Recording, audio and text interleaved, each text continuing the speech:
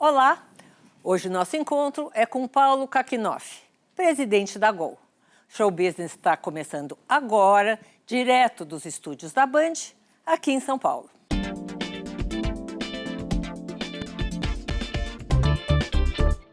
Ele começou a carreira na Volkswagen, foi presidente da Audi e hoje comanda uma das principais companhias aéreas do país, com quase 40% de participação aqui no mercado doméstico. Sua meta também é crescer no exterior. Vamos falar agora com o presidente da Gol, Paulo Kakinoff. Paulo, um prazer tê-lo aqui. Prazer é meu, Sônia. Você sempre traz bons ares. Muito obrigado. Muito obrigado. Paulo, você saiu de uma indústria automobilística, né? Para uma indústria diferente, mas também de locomoção. Tem alguma similaridade nessas duas operações?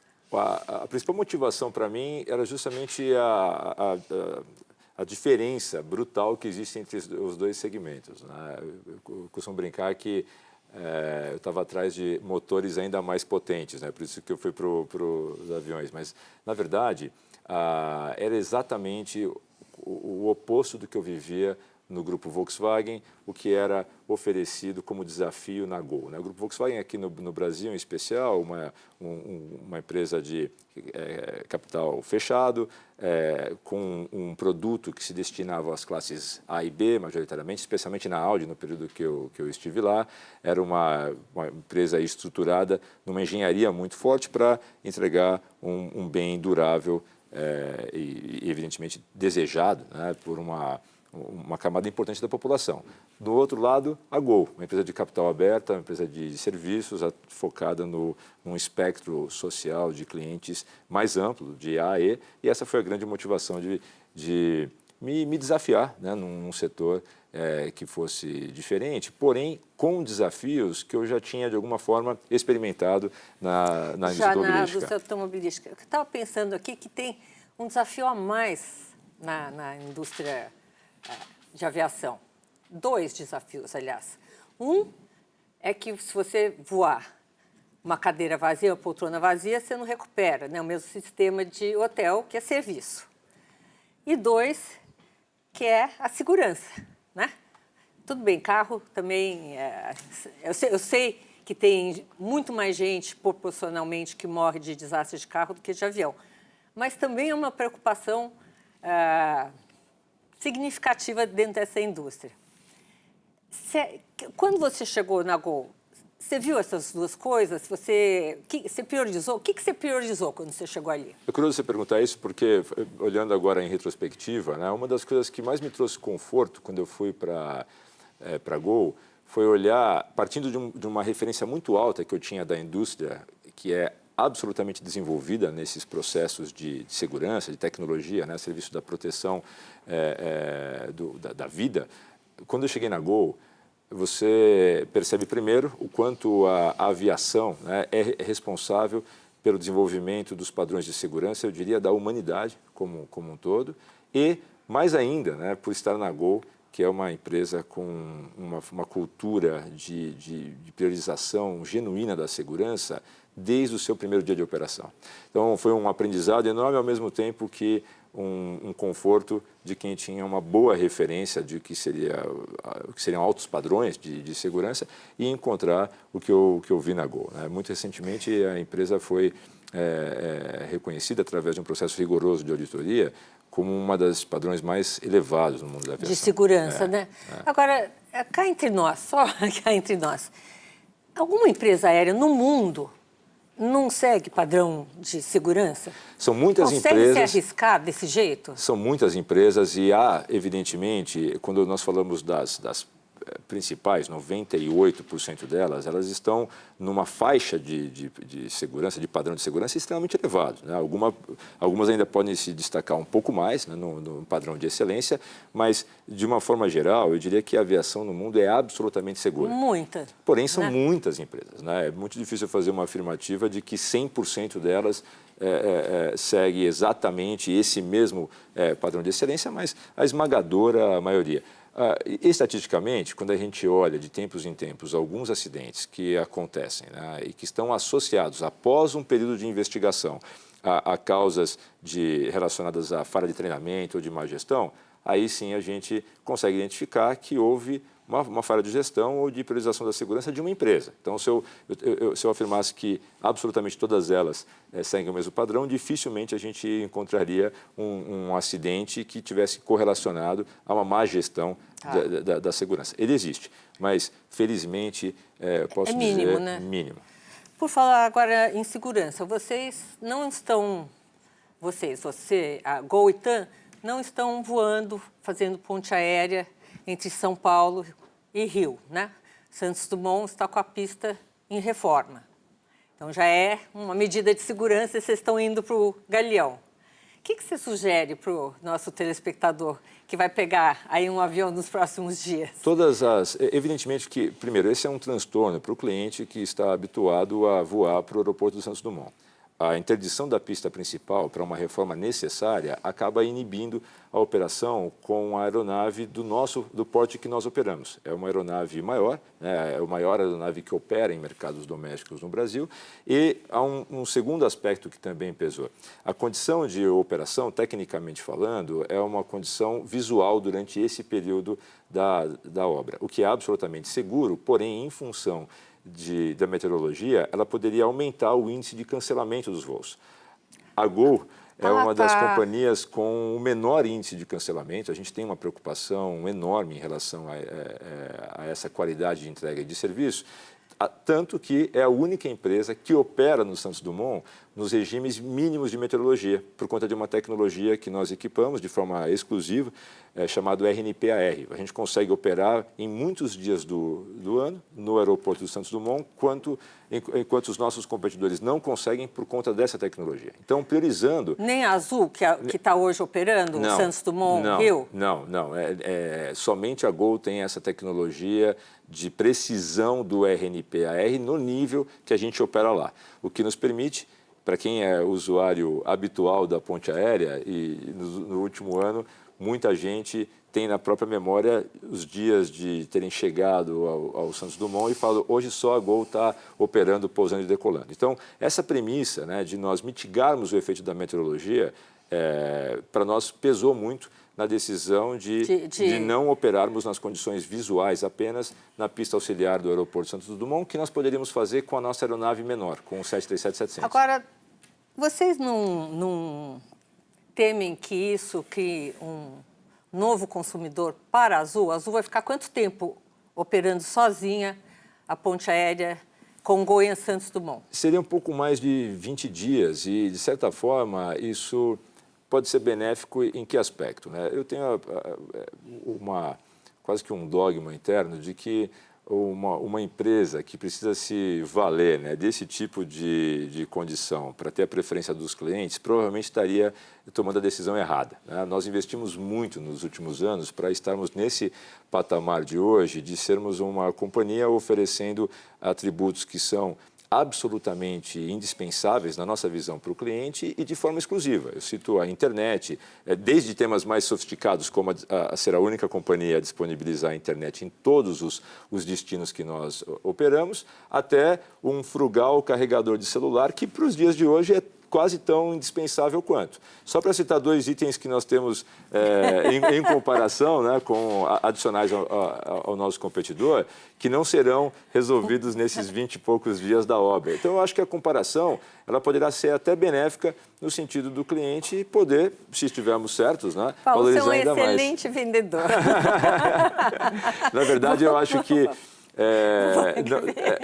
a gente, de alguma maneira, está conseguindo obter essa preferência justamente por esse tipo de investimento, de olhar para o cliente, entender o que ele deseja e alcançar essa liderança. Mas vamos voltar, então, um pouquinho sobre a origem da Gol, né?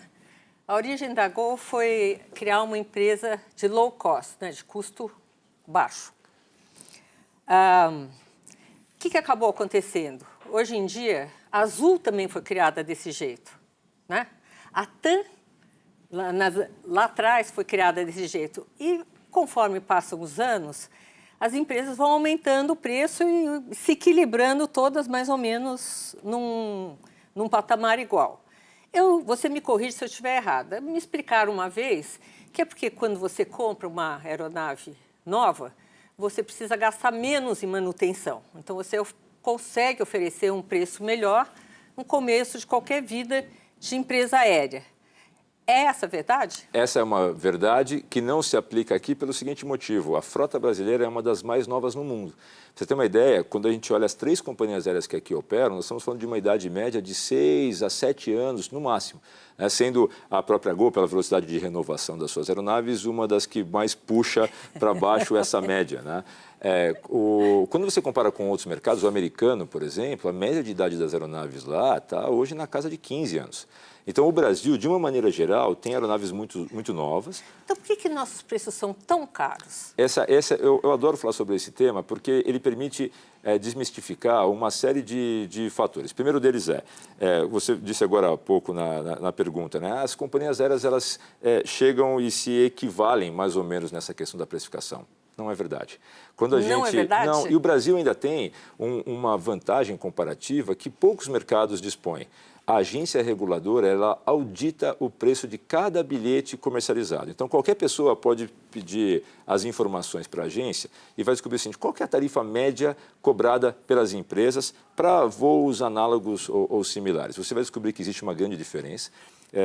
A Gol é a empresa que tem o menor custo do mercado, por isso é a que oferece as menores tarifas. E onde se verifica... Mas isso é na média do Brasil, né? Na média do Brasil inteiro. Agora, no raio da ponte aérea do Rio-São Paulo e São Paulo-Brasília, continua muito alto para todo mundo. É porque é maior frequência? É porque as companhias compram de qualquer jeito? Não, é porque houve um aspecto extemporâneo que influenciou muito nisso, que foi a quebra da Avianca. Quando a Avianca sai do mercado, 50 aviões deixam de ser ofertados ou de produzirem a oferta de assentos naquelas rotas. Em todos os mercados que a Avianca estava, esse choque de oferta criou o seguinte efeito. Há uma demanda inesperada para quem já estava operando, porém não há velocidade suficiente para repor essa oferta que foi retirada abruptamente pela Avianca num espaço curto. O que acontece agora? Se você olhar as tarifas que são praticadas de setembro desse ano para frente, elas já estão mitigando o efeito do choque de oferta, porque foi o tempo necessário para que as companhias aéreas contratassem novos pilotos, contratassem novos aviões ou adquirissem novos aviões, fizessem o treinamento. Esse efeito do choque de oferta precificando a maior as tarifas foi especialmente percebido justamente nas rotas onde a Avianca operava mais. Ele será totalmente neutralizado já a partir dessa data, quem entrar no sistema para comprar, porém não será percebido dessa maneira, porque quando a gente compara o câmbio do mês de abril para agora, para o final do ano percebido, há uma compensação que mantém as tarifas elevadas. Não nos patamares que a gente viu nos meses de maio, junho e julho, porque foi o início desse choque de oferta, ou o pico, desculpe, do choque de oferta causado pela saída da Avianca, mas num patamar mais elevado do que a gente tinha em fevereiro ou março, com uma taxa de câmbio mais baixa do que a gente está vivendo agora, os 4,15. Bom, vou só te interromper um pouquinho, ainda bem que tem parcelamento, pode pagar em vários meses. E, gente, no próximo bloco, continuamos nossa conversa com o Paulo Kakinoff. O Show Business volta já já.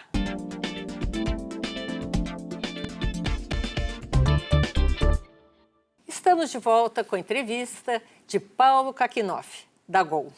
Paulo, estamos conversando sobre tarifas, quilometragem, custo de decolagem, tudo aqui no intervalo, gente. Eu achei muito interessante. Explica. Por que o ponte aérea Rio-São Paulo, São Paulo-Brasília, Rio-Brasília, são tarifas mais caras do que voos que duram 5 horas? Em qualquer lugar do mundo, uma rota para receber essa designação, para você falar, eu tenho um serviço de ponte aérea, ela é caracterizada por uma oferta regular de voos ao longo do dia todo. De hora em hora, no nosso caso, a cada 50 minutos, você tem um voo disponível. A demanda ao longo do dia muda muito. No começo do dia e no final, a demanda é maior do que a oferta. No meio do dia, ao contrário. Os aviões, para se manter esse regime de hora em hora, muitas vezes voam muito abaixo da sua ocupação mínima para pagar o voo. Isso faz com que a ponte aérea só seja viabilizada se houver uma tarifa média mais alta que os outros mercados, para que o cliente tenha o benefício de voar a qualquer hora do dia, independentemente de ser um voo viável economicamente ou não. Esse é um ponto. O segundo ponto quanto mais curto for o voo, menor é a capacidade de diluir os custos da operação e da decolagem ao longo da viagem como um todo. Evidentemente, se eu faço um voo de 5 horas, eu gasto mais combustível do que um voo de 1 hora. Porém, num voo de 1 hora, considerando que a decolagem é o que consome mais combustível, essa diluição ela não acontece de maneira linear como acontece num voo mais longo.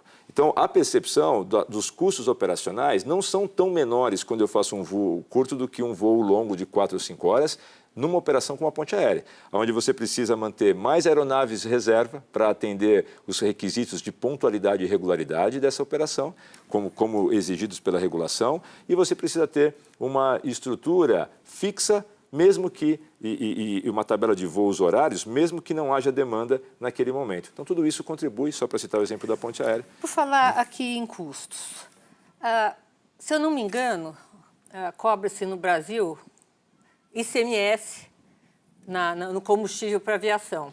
Parece que é o único país do mundo que faz isso. Esse eu ainda lembro, 30%. Infelizmente, um pouco acima. Mais? Você tem o efeito total da 42%. Por que isso? Essa é mais uma das distorções, né, que hoje o senso comum entende ser uma prioridade de combate na forma de uma reforma tributária. O Brasil, evidentemente, não produziu isso pensando em prejudicar ou favorecer um ou outro setor, mas há acho que a palavra certa, uma excrescência tributária, quando se tem um imposto regional sobre o combustível, sobre o querosene de aviação. Só existe isso no Brasil. E qual é o efeito que isso traz? Todos os estados cobram a mesma coisa ou não? Cada estado cobra um imposto diferente, sendo que, na média, nós estamos falando hoje algo em torno de 12% a 13%, porém, o efeito... No Brasil inteiro? Na média. Alguns estados ainda com 25%, outros estados com 0%. Essa disparidade faz com que existam 3 efeitos muito negativos. Primeiro, um turismo de combustível. Você vai abastecer onde está zero. O chamado tankering. Você não consegue abastecer onde está zero sempre, mas num par de origem e destino, você sempre abastece mais no aeroporto que tem o menor custo do combustível, a menor tributação. E com isso carrega combustível consumindo mais por conta do peso, e até mesmo emitindo mais muitas vezes. Porém, economicamente, é inevitável fazer isso, porque senão a tarifa subiria ainda mais pelo custo. O efeito combinado faz com que o combustível no Brasil, o querosene de aviação, seja até 40% mais alto do que nos mercados mais desenvolvidos. Sabe qual é o aspecto prático? Essa distorção faz com que 2 aviões nossos, um ao lado do outro em Guarulhos, estacionados. O mesmo caminhão-tanque vai abastecer os 2 aviões. Um vai para Maceió, outro para Buenos Aires, distâncias parecidas. O que vai para Buenos Aires tem 0 de ICMS, porque os acordos bilaterais impedem a cobrança de tributação regional no voo internacional. No que vai para Maceió, incide um imposto de 12%. Evidentemente, indiretamente, é mais caro ir para Maceió do que para Buenos Aires e estamos, na prática, estimulando o turismo para fora do Brasil mais do que para dentro por conta dessa diferenciação. Então, com a internacionalização, a abertura de mercado para as empresas aéreas estrangeiras, vocês vão conseguir mudar isso, talvez, com outro tipo de... A abertura de mercado sempre é positiva, justamente no sentido de permitir uma maior visualização das melhores práticas do mundo no que diz respeito à estrutura tributária, no que diz respeito às questões de infraestrutura e operacionais. Nós não somente fomos sempre favoráveis, como vocalmente defensores da ideia da abertura do capital estrangeiro no mercado brasileiro, desde que respeitadas as condições de competitividade. Tem que ser uma empresa que pague imposto aqui, que contrate brasileiros, que seja uma empresa que esteja exposta exatamente às mesmas condições competitivas que os brasileiros estão. À medida que essa exposição acontece, nós vemos cada vez mais governantes, em especial, entendendo quais são as melhores práticas e aplicando aqui. Só para citar um exemplo de onde nós estamos, no governo do Estado de São Paulo, houve uma redução de 25% do ICMS sobre o combustível para 12%. Sabe qual foi o efeito prático? 490 voos foram adicionados semanalmente aqui no Estado de São Paulo. Em quanto tempo? Isso num horizonte de 4 meses. E outros 17 estados da federação adotaram regimes de redução do ICMS justamente com o benefício de, em contrapartida, ter assegurado o aumento de frequências ou até mesmo de destinos. Todas as principais capitais do Nordeste hoje têm uma ligação direta com Buenos Aires. Isso não existia há 4 anos atrás. São operados pela própria Gol e são frutos de um programa, de um regime de redução de ICMS. No Rio Grande do Sul e Porto Alegre, e no Paraná, cada uma das cidades hoje tem 10 destinos regionais que não eram atendidos há 2 meses atrás, também por conta da redução de ICMS. Esse é um dos aspectos... Então, isso aos poucos, esse problema está se desmanchando. Está e ele vai chegar. A gente tem uma boa expectativa que uma reforma tributária endereçaria isso de uma maneira definitiva, que acabaria com a diferença entre os estados e acabaria também com essa questão do Tenkeren. Esses problemas estruturais, eles são muito mais impactantes na tarifa do que a competição ou a estrutura de custos. E antigos. E muito antigos. Veja que a tarifa média no Brasil hoje para se voar é de R$ 340 para um trecho de 1.200 quilômetros. Converte isso para qualquer moeda forte. Você vai descobrir que não existe uma tarifa mais barata no mundo para operar que é no Brasil. Só que aqui o poder aquisitivo da população também é abaixo de outros mercados. Aqui também tem uma consequência, né? As empresas vêm tendo prejuízo, né? A Gol divulgou recentemente um prejuízo significativo. Como vocês fazem? Nos últimos 7 anos, o setor aéreo brasileiro tem um prejuízo acumulado de todas as empresas, né, que compuseram esse mercado, de 16 bilhões de reais. Mas como é que sobrevive com isso? No nosso caso, foi uma reestruturação completa das operações e uma reestruturação, inclusive, do nosso perfil de endividamento.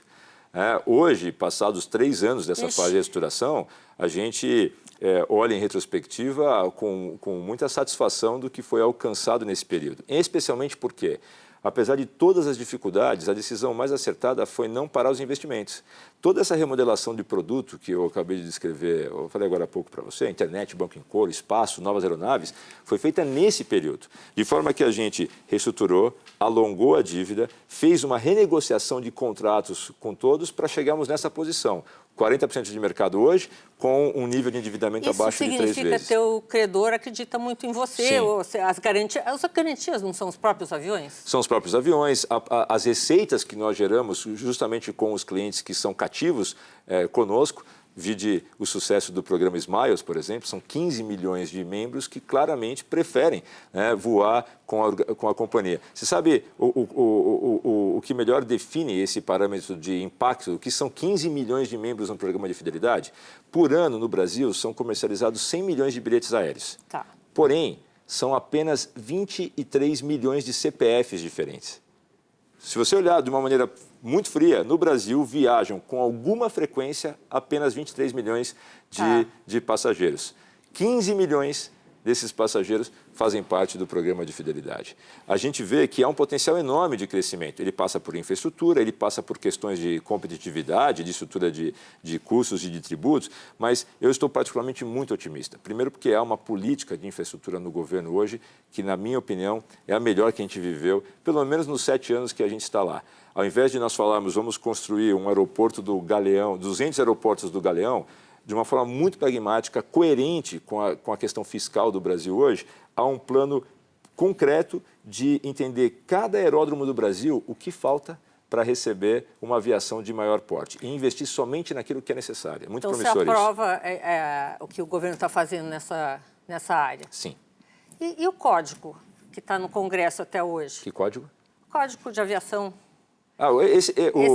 Está dormindo lá. O Código de Aviação ele é um dos temas também mais sensíveis de discussão e falo isso do conforto de quem não enxerga nenhum ponto controverso, né? Então, até entendemos que a celeridade no desenvolvimento seria positiva para o setor como um todo. Não há um ponto de disputa entre a Gol e qualquer um dos stakeholders interessados. É um consenso. Ele evolui necessariamente passando por muitas rodadas de discussão, porque há um nível de tecnicidade nas discussões que envolvem operação, tripulantes, os critérios, né, de aquisição de aeronaves, matrícula, como isso vai funcionar de aeronaves de outras nacionalidades. É muito complexo E uma decisão equivocada pode comprometer por longo prazo o desenvolvimento do setor, da indústria e até dos empregos. Então, para mim, me parece muito razoável que leve muito tempo, dada a quantidade de distintos públicos interessados na discussão. Que bom, está 10 anos, né? Talvez não tanto tempo. Talvez não precisasse de tanto tempo. Mas também, em defesa desse processo, ao longo dos 10 anos, há que se considerar. Mudaram-se governos, congressistas, a indústria, o mercado. Mas o código é benéfico. A modernização do código é fundamental, tem que existir.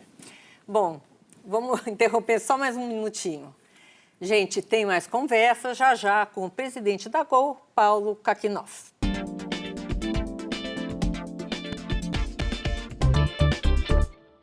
Voltamos com Paulo Kakinoff, que comanda a Gol.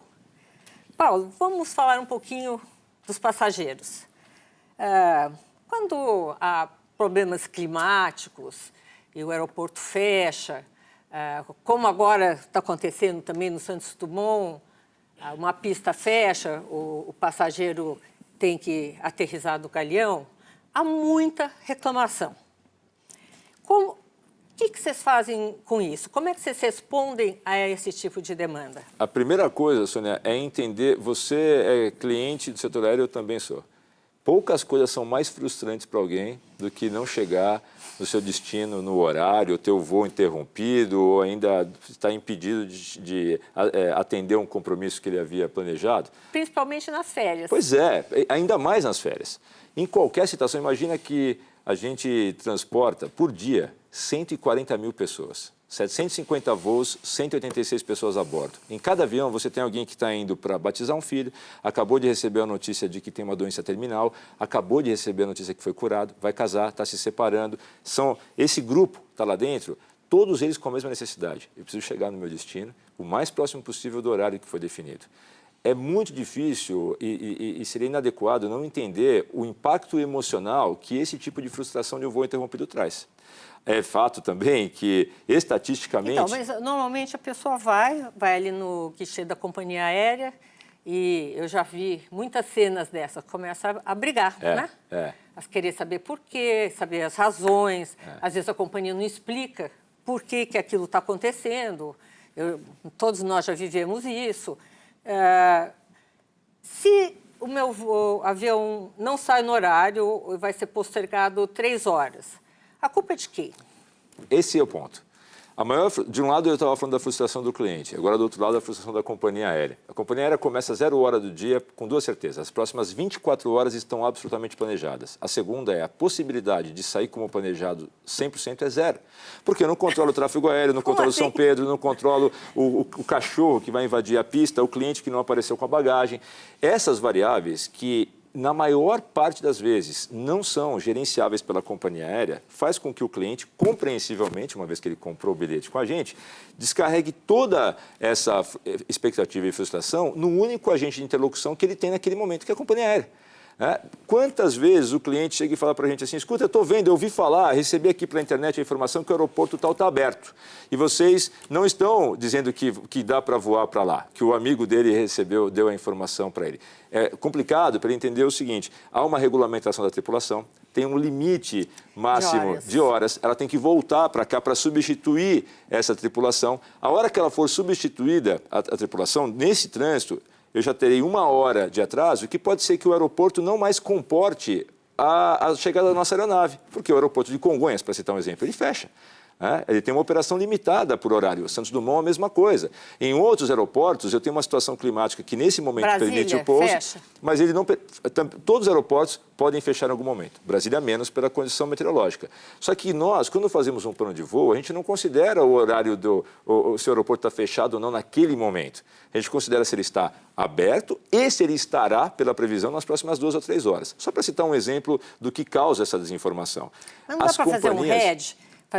Colocar umas aeronaves ali para emergência, porque eu entendo também que na malha que vocês traçam para os diversos voos, uma desestrutura a outra. Se esse aqui atrasou, por causa de que esse aeroporto está fechado, aí vai atrasar esse, vai atrasar aquele, vai atrasar esse. Então, Dá. A gente tem quatro aeronaves de RED, para ficar na mesma terminologia que você falou. Nós operamos hoje 73 bases. Se eu tiver uma aeronave só, em cada uma dessas bases de backup, de RED, problema de manutenção, eu teria que aumentar a nossa frota em 70%. Evidentemente como é que fazem os outros países? É a mesma coisa? Exatamente a mesma coisa e falo com um grande orgulho falando do setor, para você não dizer que eu estou fazendo propaganda da Gol.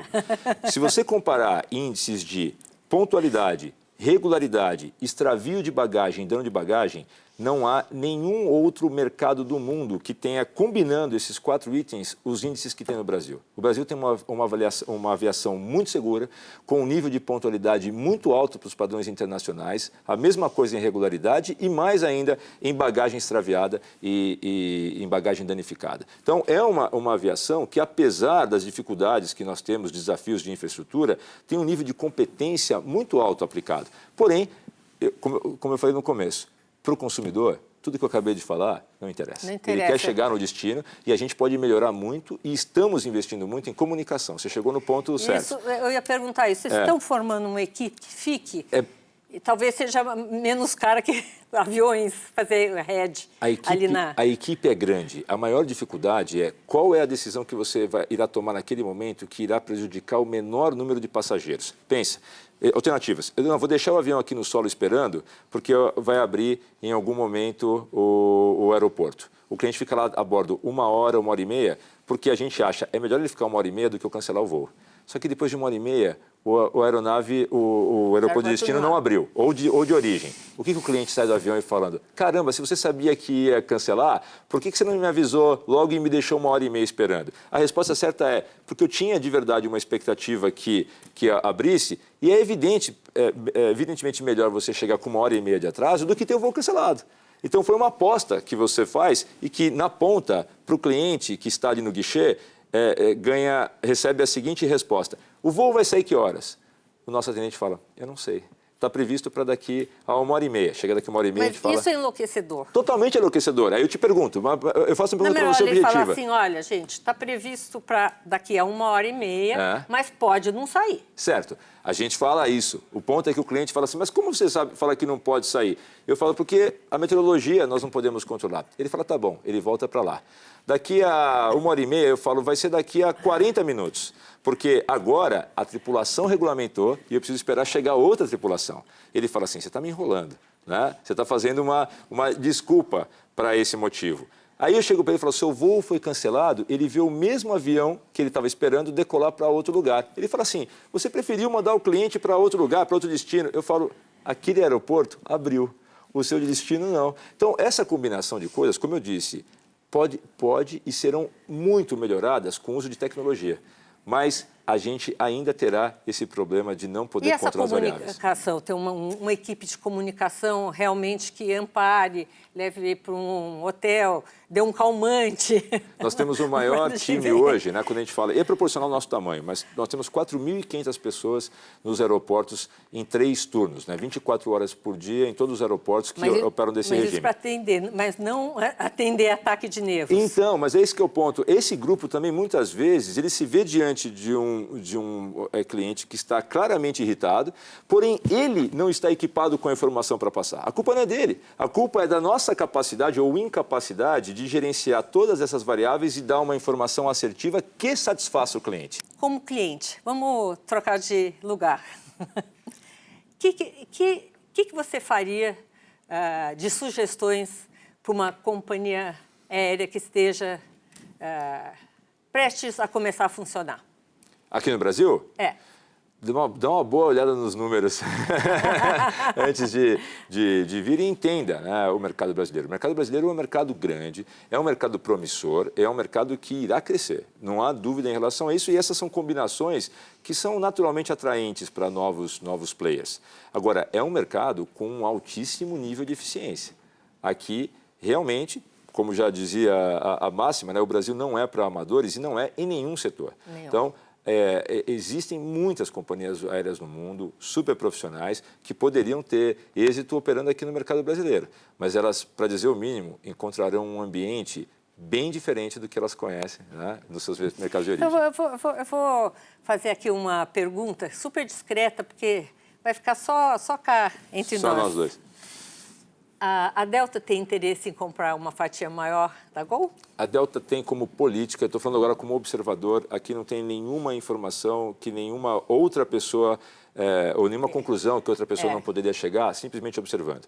A Delta tem uma estratégia de desenvolvimento formando parcerias com investimento em equity em empresas que estão espalhadas em diversos continentes. É assim com a Air France, é assim com a Virgin Atlantic, é assim com a China Eastern. Aqui na América Latina É só Gol ou tem outra? Com a Aeroméxico e conosco. Na Aeroméxico, a Delta tem 49% de participação do total das ações. Aqui no Brasil tem 9,5%.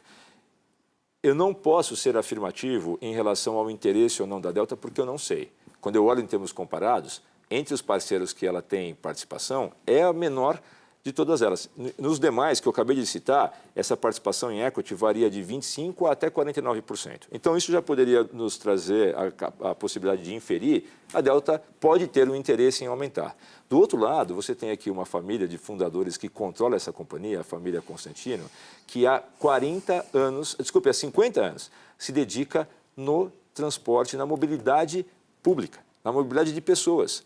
Essa é a natureza do negócio deles e é algo muito simbólico se você constatar que desde o IPO da Gol em 2014 até hoje, a família controladora não vendeu nenhuma ação.